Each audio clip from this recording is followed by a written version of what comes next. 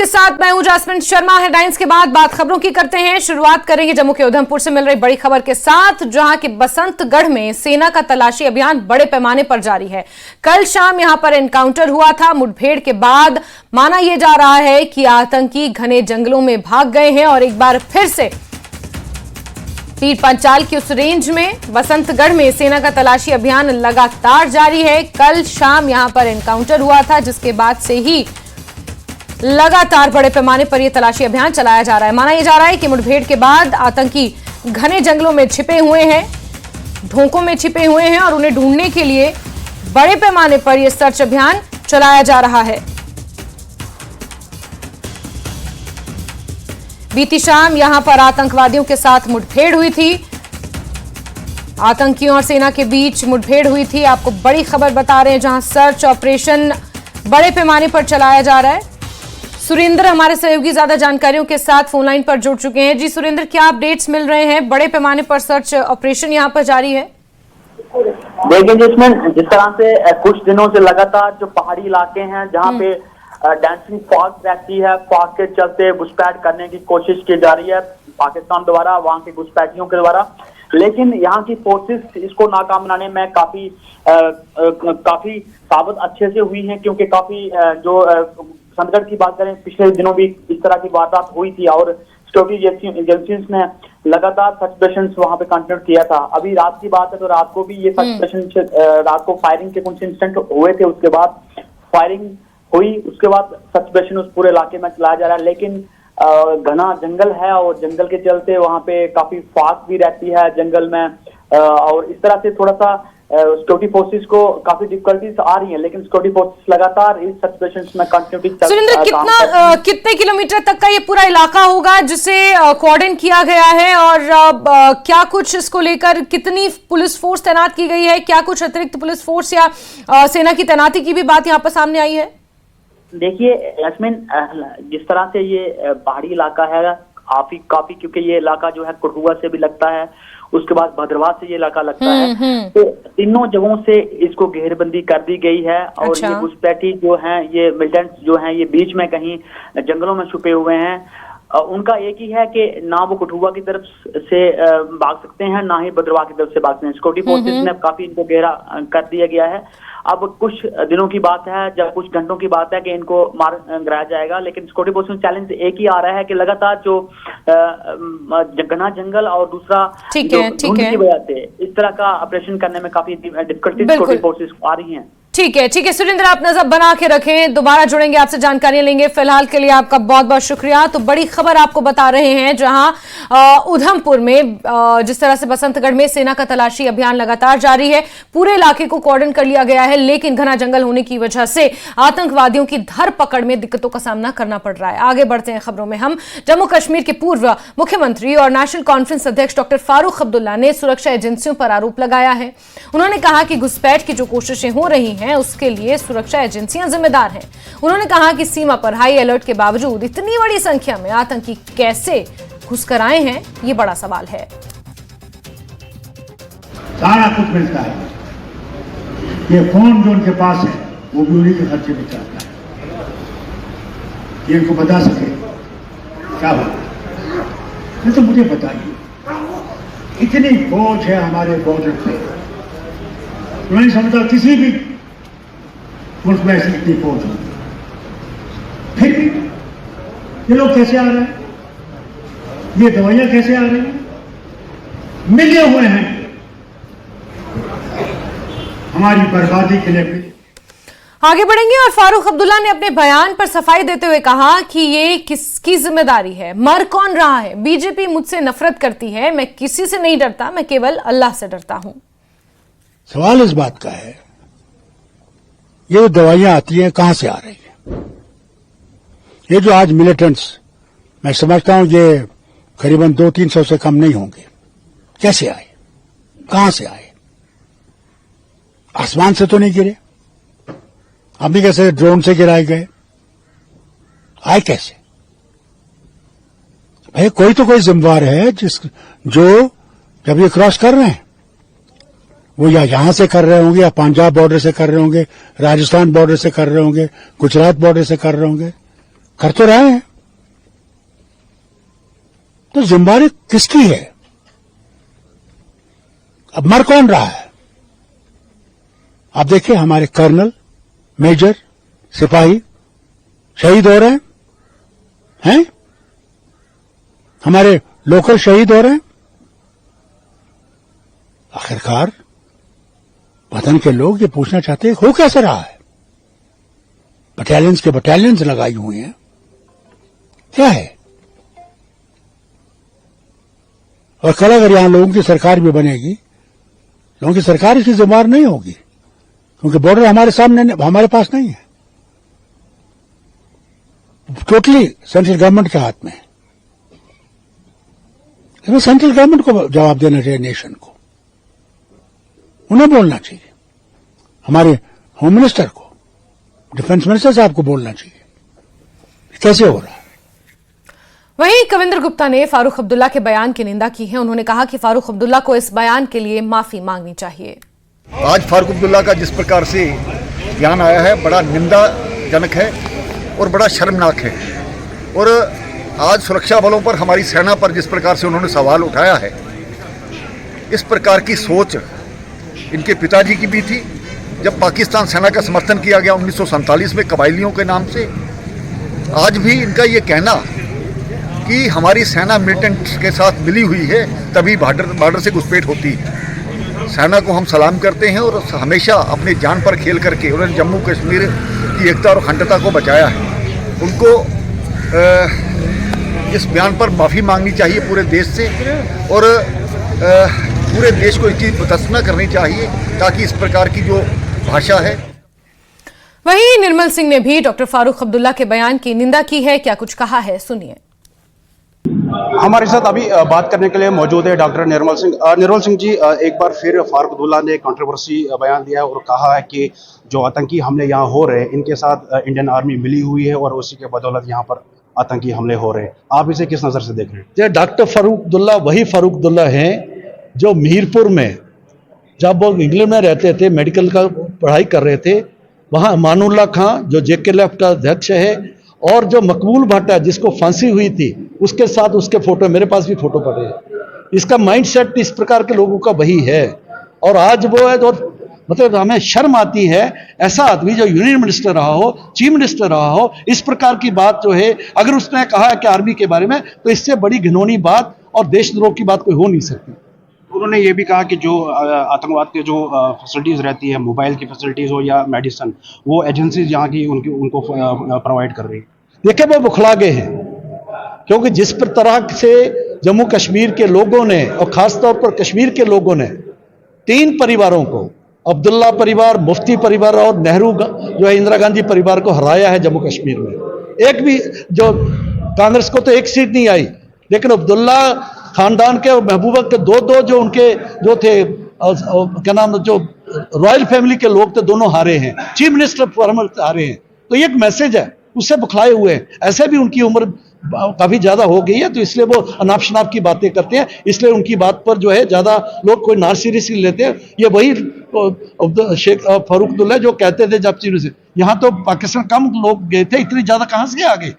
तो इसका जो कभी भी जो है उनका रहता नहीं है, इम्बैलेंस जो है माइंड हो गया लगता है इसके कारण, लेकिन इसलिए जो है हम जो है उनको ज़्यादा सीरियसली लेने की जरूरत नहीं है। तो क्या लगता है इस तरह की जो बयानबाजी सामने आती है तो जो सेना है उनका हौसला कमज़ोर होता है? नहीं, बिल्कुल होता है। और लेकिन ऐसा आदमी जो यूनियन मिनिस्टर रहा हो, चीफ मिनिस्टर रहा हो, और जो ख्वाब देखता था राष्ट्रपति बनने के, ये भी था, वो आदमी सब पे बयान देगा। और इसकी बैकग्राउंड ये भी है, जैसे मैंने कहा कि मीरपुर में, अगर कहेंगे तो मैं आपको अभी फोटो दिखा दूंगा, मीरपुर में अमानुल्लाह खां JKLF का फाउंडर और मकबूल भट्ट जिसको फांसी हुई थी, जैसे गंजू को जो है उसको मारने के उसमें, उनको वो भी फाउंडर लोग थे ये JKLF के, उसके साथ इसके मीटिंग, उसके मंत्रणा करे। वो लगता है कि पुराना जो माइंडसेट है दोबारा से जाकर। वहीं जम्मू कश्मीर पुलिस के DGP RR स्वैन ने फारूक अब्दुल्ला के बयान पर पलटवार किया। पुलिस महानिदेशक RR स्वैन से JKLH के सीनियर एडिटर तेजिंदर सिंह सोडी ने खास बातचीत की। Boost the morale of the Village Defence Group members, the Director General of Jammu and Kashmir Police along with other senior officers have been interacting with them, boosting their morale. Right now we are joined by the Director General of Jammu and Kashmir Police, Mr. R.R. Swain. Sir, since afternoon I have also been witnessing that you are meeting VDG members. What is the concept behind that? This scheme has been there for quite some time, almost about since 1996-97. The Village Defence Group scheme has been there in J&K. However, in the context of the new challenge that has come about from across the border, and also taking advantage of the fact that the Bodo villages have a different level of energy and enthusiasm in always participating along with the security forces and police to be able to defeat any misadventure on the part of the enemy. We thought it is appropriate, and people also sent signals to us that they should also be given the opportunity. So therefore we thought that the scheme should be given a new life, it should be revisited, it should be strengthened in different ways, in numbers, both in the existing groups and also by adding new groups, and at places where we think they would be productive and operationally helpful and useful. And so to that extent, this is an effort. Me and my senior colleagues are on the move along the border, and we would also use the opportunity to have a feedback as to what are the problems which the existing border village groups our village defence groups are facing. So we overcome them. So it's a interaction, it's a feedback, and I'm learning. At the same time, I'm also, along with my colleagues, I would see that how this scheme can be given a new fillip, and we will make it very hard for the enemy. Sir, these VDG members, they are termed as the eyes and ears of our security forces, and in the past they have played a pivotal role to eradicate terrorism from these border belt. But they have a grudge that they are using obsolete weapons. They are not being given new sophisticated weapons. So is there a plan to provide them with sophisticated weapons, given the challenge from across is really tough these days, sir? Yeah, this issue did come up during the meeting, and we are determined. The Army has been generous to help us with better weapons, and we are in the process of getting them, and we would certainly equip and replace the old ones with semi-automatic and better arms and ammunition. Sir, at a time when our security forces are battling terrorists on the ground, one of the politicians, I won't name him because would be a political question, but I just want to know that making a statement by a senior politician that the armed forces are hand in glove with terrorists, one of the politicians, he made a statement today, he's a former chief minister, he made a statement that army is hand in glove with terrorists, and that is why terrorism in Jammu has increased and terrorists are able to infiltrate and kill innocent civilians. So how do you see such statement? Does it affect the morale of our security forces? I mean, I am actually at a loss of words to be able to respond to. You see, let's be very plain and honest that the security forces, the army, the paramilitary and the police, they have lost as many as 7,000 lives, and they continue to lose. So they are in the forefront, and they are one of the most finest patriotic sections of the community and the Indian nation state. That is all that I can. Sir, I saw in your earlier program also and this program also that large number of people have come here. So given the enthusiasm among the VDG members, what would be your message to the people on the border belt who are still reluctant to come forward and give the information to armed forces? I don't think they're reluctant. I think they're eager. The only issue is that how do we streamline or kind of facilitate that flow of information. The police and the security forces making their channels open and available, and so somebody who is eager, somebody who has seen something important, somebody who has a bit of an information, very relevant information to share, he is able to access a particular number or a particular person easily. I do not really think there is a dearth of intent on the part of the border villages. Actually, the enthusiasm that you see is sufficient evidence of the fact that they are willing to contribute. This is exactly the exercise. They are willing to contribute. we are willing to really accept that contribution. The modalities have to be worked out. So That is where we are. there were some sir, last question. Sir, there were some reports that SSG commandos of Pakistan, they have also infiltrated, or former commandos. How true is this information, sir? Those kinds of information, perhaps, I mean, we can all say at this point of time that there are foreign terrorists on our soil who have managed to find some gaps and be here, and they are very well trained, and they are marauders, they are mercenaries, and they are taking advantage of our terrain, and they are taking advantage of the fact that they have a gun in their hand. But that is all that they have. They will be and eliminated, beyond that, they have no resources to follow. This is the assurance that they will be eliminated soon. Oh yes. So this is the assurance which has come from the Director General of Jammu and Kashmir Police that those marauders who have crossed over to the Indian side, they will be eliminated very soon. With video journalist Chand Dogra, I'm Tejinder Singh Sodhi.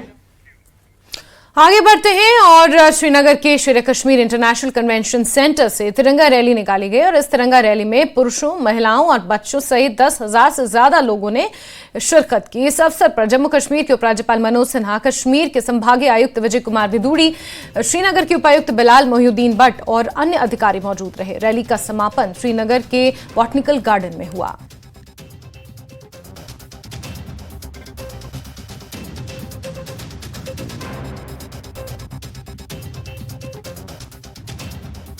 ये तिरंगा rally हमारे प्रधानमंत्री श्री नरेंद्र मोदी जी के सौजन्य से हो रही है और यहाँ कश्मीर में सबकी एकता के लिए ये समारोह का आयोजन किया गया है और भारत की अखंडता और एकता के लिए ये रैली संपन्न कराई जा रही है हमारे सीआरपीएफ की तरफ से। आज यहाँ पे हजारों की तादाद में सभी डिपार्टमेंट के लोग आए हैं और तिरंगा लहरा रहे हैं। बहुत ही जोश है लोगों में, तिरंगा के प्रति बहुत ही सद्भाव है लोगों में, बहुत ही जोश के साथ। आप देखिए कि हमारे जो लोग हैं सारे यहीं पे आए हैं आज और यहाँ से ये बॉटनिकल गार्डन तक जाएगा।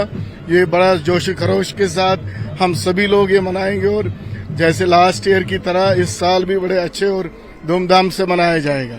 आज के दिन के हवाले से यही मैसेज रहेगा कि ये तिरंगा रैली है, ये इसको हम कामयाब करेंगे और हमारा जो इंडिपेंडेंस डे आने वाला है, happy independence day to all the inhabitants of our UT and of our country. आप देख सकते हैं यहाँ पे हर किस्म के ये हैं, चाहे मेडिकल का हो, चाहे फॉरेस्ट का हो, चाहे टीचर्स हो, चाहे फायर सर्विस हो, या चाहे यहाँ पे ये स्टूडेंट्स आए हुए हैं। यहाँ पे भाईचारे का हमें एक मिसाल कायम करनी है। आज ये तिरंगा रैली जो हो रही है ये एक बड़ा ग्रेट इनिशिएटिव है गवर्नमेंट ऑफ इंडिया का कि ये अब एनुअल फीचर बन गया है पूरे कंट्री में। इसको बड़े अच्छी तरह से मनाया जाता है पूरा अक्रॉस द कंट्री। और इसमें एक चीज अच्छी बात है कि इसमें कास्ट, क्रीड, रिलीजन कुछ नहीं है, सारे इसमें आते हैं, बढ़ चढ़ के हिस्सा लेते हैं। मतलब एक भारत को एक बड़ी दूसरी दिशा की तरफ ले रहे हैं कि इट्स अ ग्रेट थिंग। ये होना चाहिए, ऐसे फेस्टिवल्स होने चाहिए जिससे हम एक अम्ब्रेला के अंडर सारे आ जाए। ये एक ट्रिब्यूट है उन लोगों के लिए जिन्होंने शहादत दी है इस देश की मिट्टी के लिए, इस तिरंगा की शान के लिए। और आप सबका भी बहुत बहुत शुक्रिया कि आपने इसको कवर कर रहे हैं और इसका एक पार्टिसिपेशन और इसका एक पार्ट बन रहे हैं। आज आप देख रहे हैं पिछले कई सालों से ये मेगा तिरंगा रैली हो रही है एलजी साहब के नेतृत्व में, क्योंकि हमारे पीएम मोदी साहब ने यही कहा हर घर तिरंगा और तिरंगा रैलीज। ये बड़े शान की बात है, बड़े अच्छी बात है, क्योंकि जब से यहाँ पे अमन और प्रॉस्पेरिटी आई हुई है तब से तिरंगा आप देख रहे हैं हर एक नौजवान के हाथ में, हर एक बच्चे के हाथ में, हर एक बहन के हाथ में है। ये सबसे बड़ी बात है और इस जरिए से हमारे यहाँ पे जो खुशहाली और अमन आया है, ये जम्मू कश्मीर के लिए एक ख्वाब था और ये ख्वाब अब शर्मंदा-ए ताबीर हो गया है। और आज की मेगा रैली का जो लीड कर रहे हैं वो खुद एलजी साहब कर रहे हैं और इसमें आप देख रहे हैं तमाम कश्मीर से जो लोग आए हैं खुशी खुशी इस फेस्टिवल में हिस्सा ले रहे हैं। ये तिरंगा रैली हमारे प्रधानमंत्री श्री नरेंद्र मोदी जी के सौजन्य से हो रही है और यहाँ कश्मीर में सबकी एकता के लिए ये समारोह का आयोजन किया गया है और भारत की अखंडता और एकता के लिए ये रैली संपन्न कराई जा रही है हमारे सीआरपीएफ की तरफ से। आज यहाँ पे हजारों की तादाद में सभी डिपार्टमेंट के लोग आए हैं और तिरंगा लहरा रहे हैं। बहुत ही जोश है लोगों में, तिरंगा के प्रति बहुत ही सद्भाव है लोगों में, बहुत ही जोश के साथ। आप देखिए कि हमारे जो लोग हैं सारे यहीं पे आए हैं आज, और यहाँ से ये बॉटनिकल गार्डन तक जाएगा। ये बड़ा जोश खरोश के साथ हम सभी लोग ये मनाएंगे, और जैसे लास्ट ईयर की तरह इस साल भी बड़े अच्छे और धूमधाम से मनाया जाएगा। आज के दिन के हवाले से यही मैसेज रहेगा कि ये तिरंगा रैली है, ये इसको हम कामयाब करेंगे, और हमारा जो इंडिपेंडेंस डे आने वाला है, happy independence day to all the inhabitants of our UT and of our country. आप देख सकते हैं यहाँ पे हर किस्म के ये हैं, चाहे मेडिकल का हो, चाहे फॉरेस्ट का हो, चाहे टीचर्स हो, चाहे फायर सर्विस हो, या चाहे यहाँ पे ये स्टूडेंट्स आए हुए हैं। यहाँ पे भाईचारे का हमें एक मिसाल कायम करनी है। आज ये तिरंगा रैली जो हो रही है, ये एक बड़ा ग्रेट इनिशिएटिव है गवर्नमेंट ऑफ इंडिया का कि ये अब एनुअल फीचर बन गया है पूरे कंट्री में। इसको बड़े अच्छी तरह से मनाया जाता है पूरा अक्रॉस द कंट्री। और इसमें एक चीज अच्छी बात है कि इसमें कास्ट, क्रीड, रिलीजन कुछ नहीं है, सारे इसमें आते हैं, बढ़ चढ़ के हिस्सा लेते हैं। मतलब एक भारत को एक बड़ी दूसरी दिशा की तरफ ले रहे हैं कि इट्स अ ग्रेट थिंग। ये होना चाहिए, ऐसे फेस्टिवल्स होने चाहिए जिससे हम एक अम्ब्रेला के अंडर सारे आ जाए। ये एक ट्रिब्यूट है उन लोगों के लिए जिन्होंने शहादत दी है इस देश की मिट्टी के लिए, इस तिरंगा की शान के लिए। और आप सबका भी बहुत बहुत शुक्रिया कि आपने इसको कवर कर रहे हैं और इसका एक पार्टिसिपेशन और इसका एक पार्ट बन रहे हैं। आज आप देख रहे हैं पिछले कई सालों से ये मेगा तिरंगा रैली हो रही है एलजी साहब के नेतृत्व में, क्योंकि हमारे पीएम मोदी साहब ने यही कहा हर घर तिरंगा और तिरंगा रैलीज। ये बड़े शान की बात है, बड़े अच्छी बात है, क्योंकि जब से यहाँ पे अमन और प्रॉस्पेरिटी आई हुई है तब से तिरंगा आप देख रहे हैं हर एक नौजवान के हाथ में, हर एक बच्चे के हाथ में, हर एक बहन के हाथ में है। ये सबसे बड़ी बात है, और इस जरिए से हमारे यहाँ पे जो खुशहाली और अमन आया है, ये जम्मू कश्मीर के लिए एक ख्वाब था और ये ख्वाब अब शर्मंदे ताबीर हो गया है। और आज की मेगा रैली का जो लीड कर रहे हैं वो खुद एलजी साहब कर रहे हैं, और इसमें आप देख रहे हैं तमाम कश्मीर से जो लोग आए हैं खुशी खुशी इस फेस्टिवल में हिस्सा ले रहे हैं। तो चलिए इसी के साथ बुलेटिन में फिलहाल के लिए बस इतना ही, लेकिन खबरों का सिलसिला जारी रहेगा। बने रहिए हमारे साथ। वक्त एक छोटे से ब्रेक का। ब्रेक के उस पार बात होगी हिमाचल प्रदेश की।